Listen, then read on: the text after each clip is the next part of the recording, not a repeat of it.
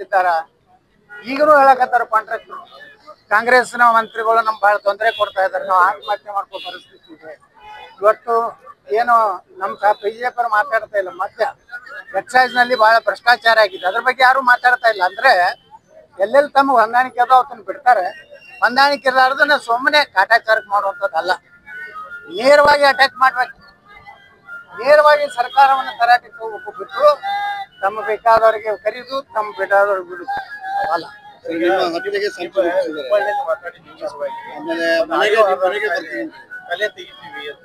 ನೋಡಿ, ಮಕ್ಕಳೇ ಹೇಳ್ತೀನಿ, ನಾ ಸ್ಪಷ್ಟೀಕರಣ ಕೊಡ್ತಾ ಇದ್ದೀನಿ. ನಾನು ಪ್ರವಾದಿ ಮೊಹಮ್ಮದ್ ಪೈಗಂಬರ್ ಅವರ ಹೇಳಿ ಎಲ್ಲಿ ಹೆಸರು ತಗೊಂಡಿಲ್ಲ. ನಾನು ಮಾತಿನ ವೇಗದಲ್ಲಿ ಮೊಹಮ್ಮದ್ ಅಲಿ ಜಿನ್ನಾ ಅಂತ ಹೇಳುವ ಬದಲಿ ಅಷ್ಟೇ ಕಟ್ ಆಗಿತ್ತು.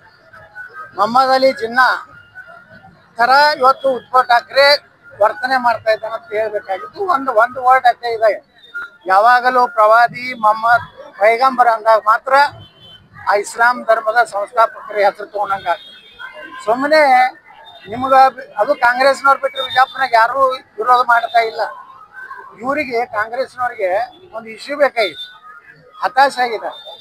ಈ ಕಾರಣ ಏನು ಬಿಜಾಪುರದಲ್ಲಿ ಏನು ನಡೀತಾ ಇಲ್ಲ, ಗುಂಡಾಗಿರಿ ನಡೀತಾ ಇಲ್ಲ, ಹಪ್ತ ವಸೂಲಿ ನಡೀತಾ ಇಲ್ಲ. ಅದಕ್ಕೆ ಇದೊಂದು ನಾವು ಮಾಡ್ಕೊಂಡು ನಮ್ಮ ದೇವರಿಗೆ ಬೇದಾಡ್ತೇವೆ. ನಮ್ಮ ಹಿಂದೂ ಸಂಸ್ಕೃತಿ, ಹಿಂದೂ ಧರ್ಮದಲ್ಲಿ ನಾವು ಮತ್ತೊಬ್ಬರ ದೇವರನ್ನ ಹೇಳಿಸುವುದು ನಮ್ಮ ಧರ್ಮದ, ನಮ್ಮ ಸಮಾಜದಲ್ಲಿ ನಮ್ಮ ಹಿರಿಯರು, ನಮ್ಮ ಗುರು ಹಿರಿಯರು ಕಲಿಸೇ ಇಲ್ಲ.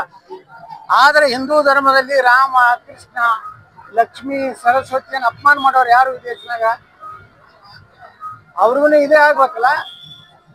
ಈ ರೀತಿ ಒಂದು ವ್ಯವಸ್ಥಿತವಾಗಿ ಸಚ್ಚು ಹಿಂದೂ ಏನು ಮಾತಾಡ್ತಾರೆ ಅವ್ರನ್ನ ಮುಗಿಸ್ಬೇಕನ್ನಂಥದ್ದು ಬರೀ ಅಲ್ಲಿಲ್ಲ.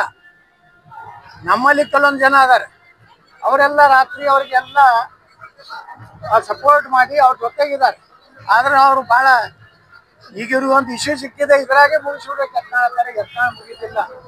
ಇಡೀ ಕರ್ನಾಟಕದ ಹಿಂದೂಗಳು ನನ್ನ ಜೊತೆಗಿದ್ದಾರೆ.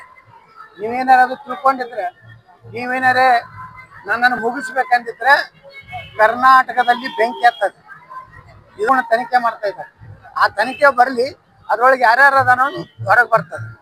ಇಲ್ಲಾಂದ್ರೆ ತನಿಖೆ ಮಾಡ್ಲಿಕ್ಕೆ ನಿಪಕ್ಷಪಾತವಾಗಿ ರಾಜ್ಯ ಸರ್ಕಾರಕ್ಕೆ ಹಾಕಿ ಏನೇ ಕೊಟ್ಟು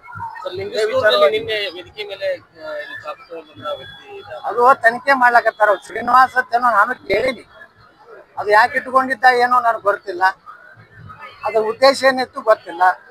ಪೊಲೀಸರು ತಕ್ಷಣ ಅದನ್ನ ನೋಡಿ ಬಂಧಿಸ್ಯಾರ. ಅಲ್ಲೊಬ್ಬ ನಮ್ಮ ಹಿಂದೂ ಕಾರ್ಯಕರ್ತನೇ ಹಿಡಿದು ಬೆನ್ನಲ್ಲಿ ಇತ್ತು ಅಂತ ನನಗೂ ಗೊತ್ತಿಲ್ಲ. ನಾನು ಸ್ಟೇಜ್ ಇಳಿದು ಬಂದ್ಮ್ಯಾಗ ಫೇಸ್ಬುಕ್ನಾಗ ನೋಡಿದೆ, ಅಲ್ಲಿ ತನಕ ನನಗೇನೋ ಅದ್ರ ಬಗ್ಗೆ ನಾನು ಗಮನಕ್ಕೆ ಯಾರು ತಂದೆ ಅಲ್ಲ. ನಿಮ್ಮ ಮನೆಗೆ